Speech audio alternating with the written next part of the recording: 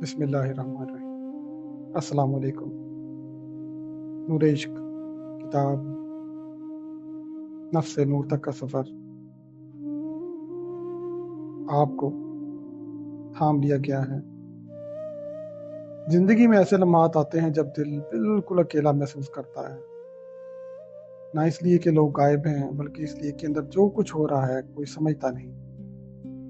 دنیا اپنے کاموں میں مصروف رہتی ہے، بات چیت چلتی رہتی ہے، ذمہ داریاں برقرار رہتی ہیں، پھر بھی دل میں کچھ خاموش، دور یا بھاری محسوس ہوتا ہے۔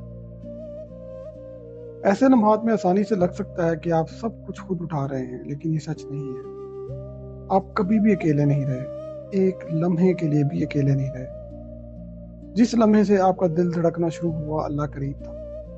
وہ جانتا تھا ہر خوشی جو آپ محسوس کریں گے، ہر آنسو جو آپ بہائیں گے، ہر خوف جو دل سے گزرا، اور ہر خاموش دعا جو آپ رات کے اندھیرے میں کریں گے، آپ کے سفر کے بارے میں کچھ بھی اس سے پوشیدہ نہیں رہا۔ جب بھی آپ نے محسوس کیا کہ کوئی آپ کو نہیں سمجھ رہا، اللہ نے سمجھا۔ جب بھی آپ نے محسوس کیا کہ آپ اکیلے چھوڑ دیے گئے ہیں، وہ پھر بھی موجود تھا۔ جب بھی آپ نے محسوس کیا کہ آپ آگے نہیں بڑھ سکتے، وہی آپ کے دل کو دھڑکنے کی طاقت دے رہا تھا۔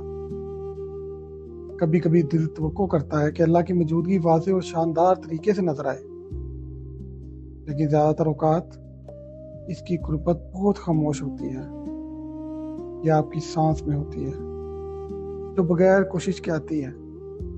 یہ آنسوؤں کے بعد آنے والے سکون میں ہوتی ہے۔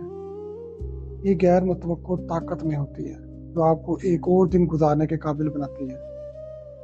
وہ لمحے جو آپ کے لیے ٹوٹنے والے لگے، اس میں بھی اس کی رحمت شامل تھی۔ جو کچھ آپ نے میں نقصان محسوس کیا، شاید وہ حفاظت تھی۔ جو تاخیر محسوس ہوئی، شاید وہ تیاری تھی۔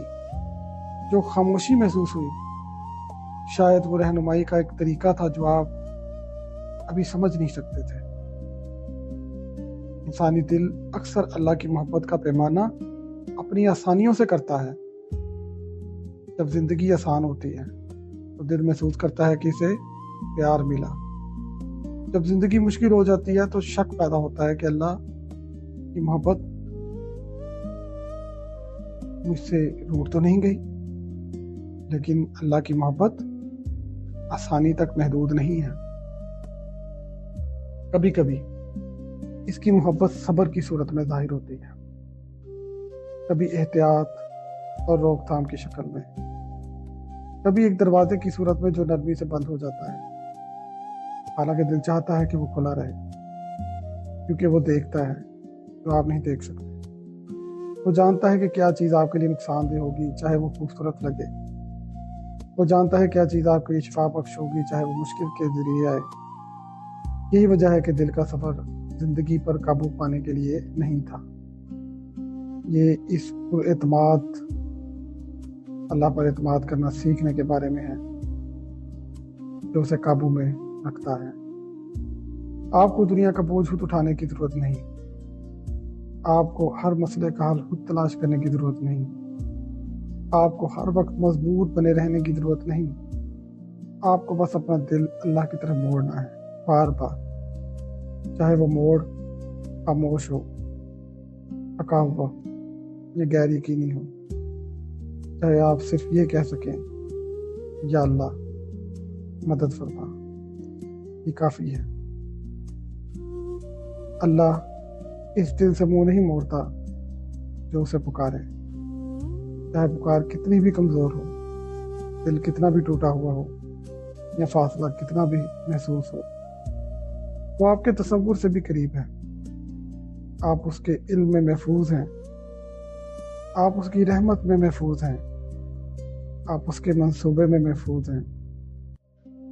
یہاں تک کہ آپ کی زندگی کے دو پہلو جنہیں آپ سمجھ نہیں پاتے، اس کی حفاظت میں ہے۔ لہذا اگر آپ کا دل کبھی دوبارہ تھک جائے، اگر راستہ کبھی غیر واضح لگے، اگر زندگی آپ کی توقع سے زیادہ بھاری محسوس ہو، نرمی سے واپس لوٹیں، خاموشی سے واپس لوٹیں۔ بغیر خوف کے واپس لوٹیں، کیونکہ جس کی طرف آپ واپس لوٹ رہے ہیں اس نے کبھی آپ کو نہیں چھوڑا اور کبھی نہیں چھوڑے گا۔